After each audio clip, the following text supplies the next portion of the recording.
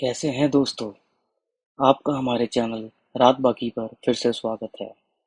हमेशा की तरह हम आज भी रोमांच से भरी एक सच्ची कहानी आपको सुनाएंगे, जिसे सुनकर आपको बहुत अचंभे के साथ साथ रोमांच का भी एहसास होगा। अगर आप इस चैनल पर नए हो तो हमें सब्सक्राइब कर लीजिए। इस चैनल पर आपको रोज रात को सोने के वक्त हमारी कहानियों से बहुत मजा आने वाला है। और यदि आप अपनी कहानी हमारे दर्शकों तक लाना चाहते हैं तो दिए हुए डिस्क्रिप्शन बॉक्स में हमारी ईमेल आईडी है, आप उस पर भेज सकते हैं। चलिए फिर आज की कहानी पर रुख मोड़ लेते हैं। खंडवा नामक रेलवे स्टेशन पर अभी रात के 12:30 बज रहे हैं। स्टेशन के आसपास कोई भी हलचल नहीं है। स्टेशन पर इक्का दुक्का लोग ही सोए हैं, वो भी जो कूली हैं। दिसंबर महीने की कड़कड़ा देने वाली ठंड है और स्टेशन के चारों तरफ बस गुप्त अंधेरा, मानो ये सन्नाटा कुछ कह देने को उत्सुक है। स्टेशन पर सोए उन्हीं इक्के दुक्के लोगों में से समीर की आंख खुलती है, जिसे स्टेशन से कुछ ही दूर रेलवे ट्रैक पर जैसे कोई लकड़ी के दरवाजे को जोर जोर से पीट रहा हो ऐसा सुनाई दे रहा है। समीर को यह आवाजें कुछ 3 दिनों से इसी समय सुनाई देती हैं। समीर पहले तो उठकर अपने चारों तरफ देखता है, तो उसके साथी अलग अलग जगह सोए हुए हैं। वो खुद ही आज तो पता लगा कर ही रहूंगा, ये कहकर स्टेशन से बाहर रेलवे ट्रैक की ओर बढ़ता है।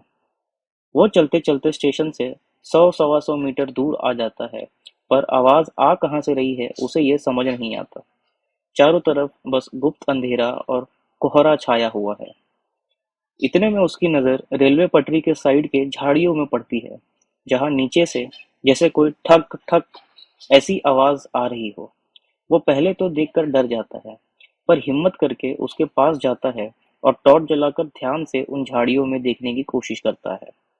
तभी पीछे से उसके कान में एक आवाज होकर गुजरती है, जैसे कोई लड़की रोती हुई सिसकिया करके कह रही हो, किसी ने मुझ पर तरस नहीं खाया, तुम सब बुरे हो, मैं किसी को नहीं छोड़ूंगी। यह और ये सुनते ही समीर झट से पीछे मुड़ता है और तभी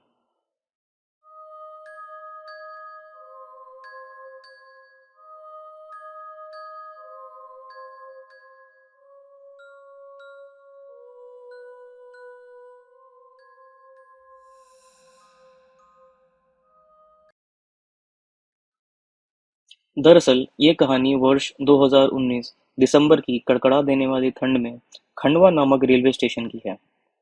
जो अभी कुछ साल पहले तक तो वहाँ सब सामान्य था, परंतु अभी कुछ सालों से वहाँ कुछ सही से नहीं चल रहा। स्टेशन पर लोग तो आते हैं, पर हमेशा एक मायूसी जैसी बनी रहती है। हमारी कहानी समीर नामक एक कुली के इर्द गिर्द घूमती है, जो एक 23 वर्षीय नौजवान है और उसने यह कुली वाला काम अभी 3 महीने पहले ही शुरू किया है। आर्थिक तंगी की वजह से उसे अपनी पढ़ाई छोड़ काम धंधे की तलाश में बिहार से खंडवा शहर आना पड़ा, जहां उसके फूफा जी भी एक कूली हैं।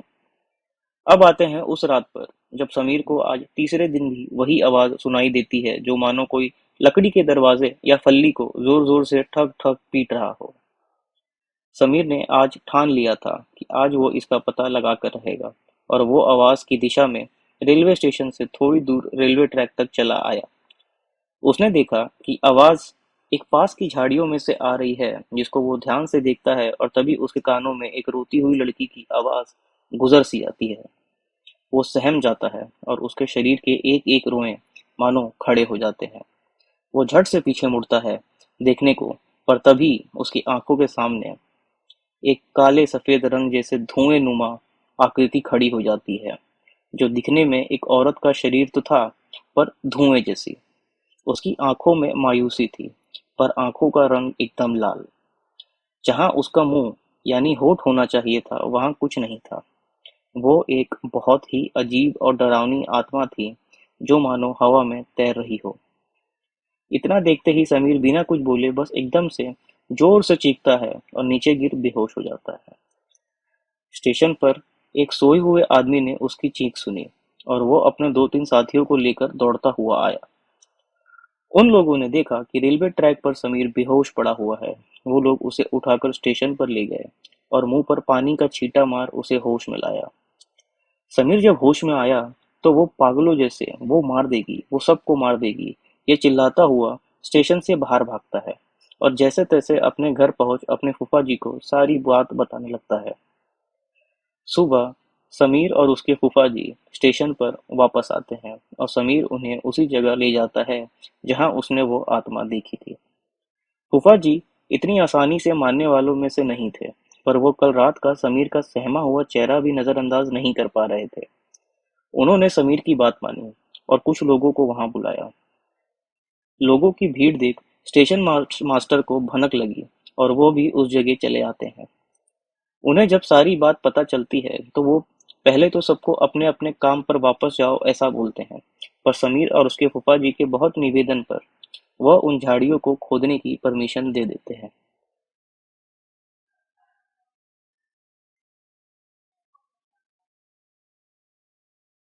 1 घंटे बाद समीर, उसके फूफा जी 3-4 मजदूरों को लेकर आते हैं जो वहां खुदाई करना शुरू करते हैं।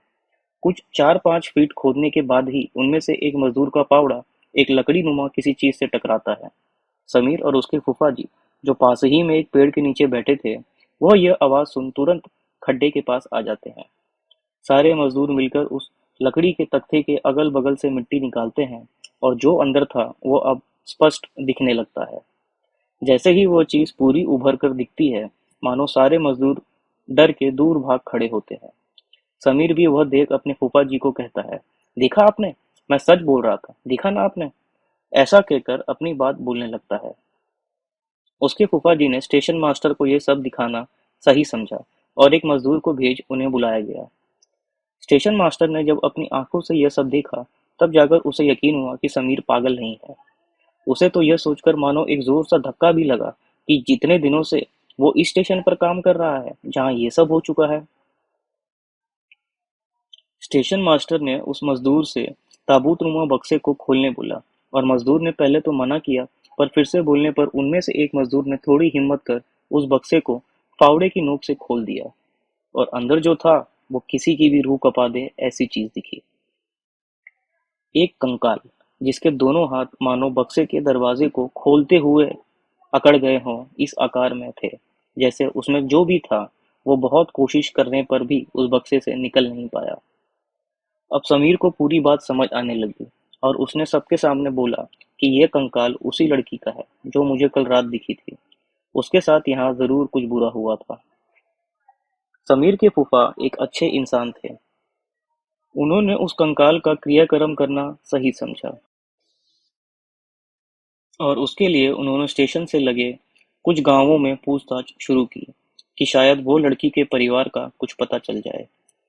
2 दिन ढूंढने पर आखिर स्टेशन से लगकर तीसरा गांव, एक परिवार ने बताया कि उनकी 14 वर्षीय लड़की कुछ 8 साल से गायब है। वह रात को शौच के लिए खेतों में गई थी, पर उसके बाद कभी वापस नहीं आ पाई। उन लोगों ने पुलिस में कंप्लेन भी लिखाई थी, पर पुलिस भी उस लड़की को उस वक्त ढूंढ नहीं पाई थी। उन लोगों ने कंकाल की उंगलियों में एक अंगूठी से अपनी बेटी को पहचाना और फिर वहीं पर फूट फूट कर रोने लगे। समीर और उसके फूफा जी की भी आंखें नम थीं आज। समीर ने कुछ देर बाद उसके परिवार से कहा कि उनकी बेटी का क्रियाक्रम कर दीजिए, उसकी आत्मा भटक रही है यहाँ पर। उन लोगों ने रोते हुए बस हामी भर दी। अगले दिन उस लड़की का क्रियाक्रम हो गया और उसके बाद से समीर या किसी और इंसान को वो आवाज कभी नहीं आई। समीर अक्सर रात में स्टेशन पर सोते हुए ये जरूर सोचता था कि आखिर वो आवाज उसे ही क्यों सुनाई दी, उस लड़की ने समीर से ही क्यों मदद मांगा। तो दोस्तों, ये थी आज की कहानी। आप लोगों को कैसी लगी हमें कमेंट करके जरूर बताइएगा। अब मिलते हैं अगले वीडियो में एक नई कहानी के साथ। तब तक आप ऐसे ही खुश रहिए और अगर कभी डर लगे तो श्री हनुमान चालीसा का जाप जरूर करिए। उनसे बड़ा कोई रखवाला नहीं। और यदि हमारे चैनल को न किया हो सब्सक्राइब तो प्लीज कर लीजिए। इससे हमें आप तक और कहानियां लाने में मदद मिलेगी। धन्यवाद।